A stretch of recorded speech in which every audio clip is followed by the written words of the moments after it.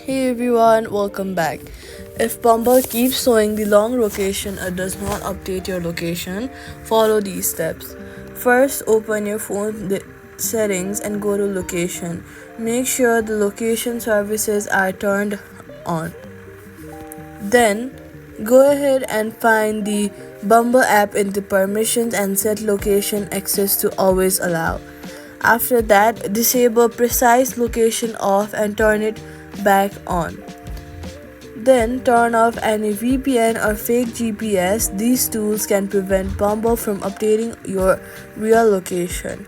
Restart your phone and reopen Bumble. Give the app a few minutes to refresh your location.